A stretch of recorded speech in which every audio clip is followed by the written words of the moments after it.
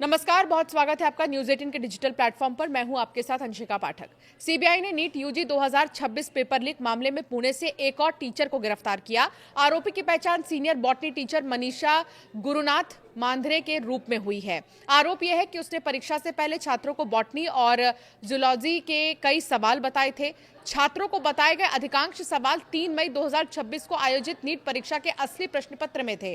CBI के मुताबिक मनीषा मांधरे को एनटीए ने नीट परीक्षा में जो है एक्सपर्ट के तौर पर नियुक्त किया था और यही एक्सपर्ट गद्दार निकली। उसके पास बॉटनी और जूलॉजी के प्रश्न पत्रों तक पूरी पहुंच थी। जांच एजेंसी के अनुसार अप्रैल 2026 में आरोपी टीचर ने पुणे की ही रहने वाली मनीषा वाघमारे के जरिए नीट अभ्यर्थियों को जुटाया।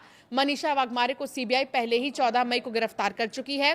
सीबीआई का दावा यह है कि मांधरे ने अपने पुणे स्थित घर पर स्पेशल कोचिंग क्लास चलाई। इन क्लास में उन्होंने बॉटनी और जूलॉजी के कई सवाल छात्रों को समझाए, नोटबुक में लिखवाए और किताबों में मार्क करवाए हैं। सीबीआई ने अब तक इस मामले में दिल्ली, जयपुर, गुरुग्राम, नासिक, पुणे और जो अहिल्यानगर है यहां से 9 आरोपियों को गिरफ्तार किया है।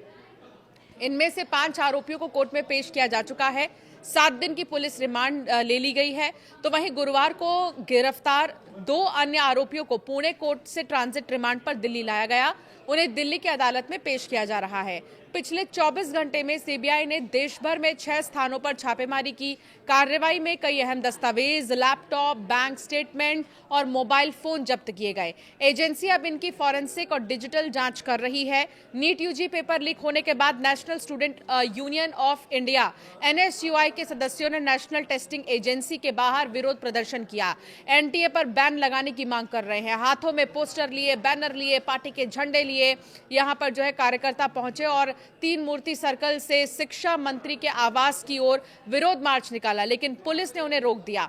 एनएसयूआई के कार्यकर्ता चेन ताला लेकर पहुंचे थे। इन लोगों ने शिक्षा मंत्री धर्मेंद्र प्रधान के घर के बाहर भी हंगामा किया, जहां इन लोगों ने नकली नोट उड़ाए।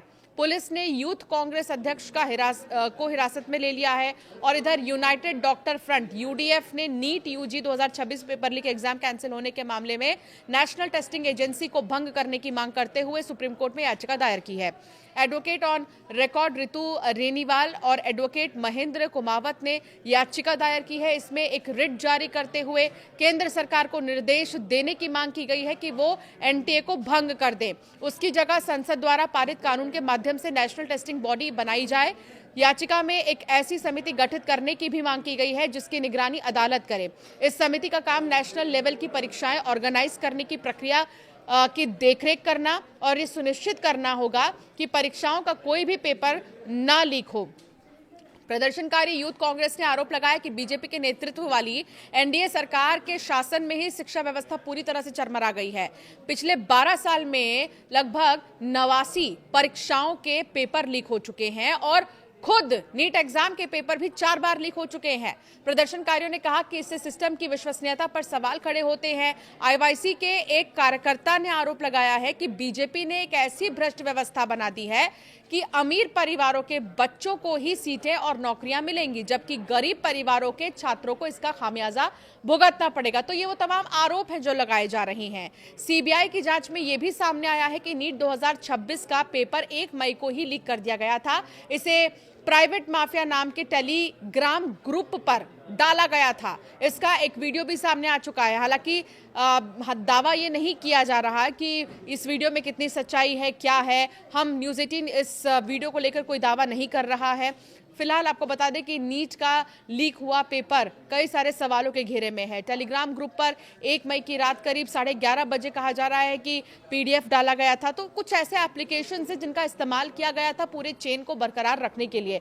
इसकी पड़ताल करने के लिए नीट के तमाम जितने भी जुड़े हुए लोग हैं उनसे पूछताछ की जा रही है।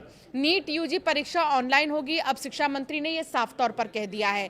केंद्रीय शिक्षा मंत्री धर्मेंद्र प्रधान ने शुक्रवार को इसका ऐलान किया। उन्होंने माना कि 3 मई को हुई नीट यूजी 2026 की परीक्षा के पेपर लीक हुए हैं।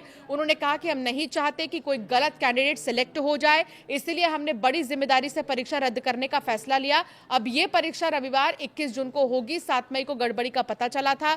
एनटीए ने सरकार को बताया कि फिर 12 मई को री एग्जाम का फैसला लिया गया। शिक्षा मंत्री ने कहा कि री एग्जाम में छात्रों को 15 मिनट का एक्स्ट्रा टाइम मिलेगा।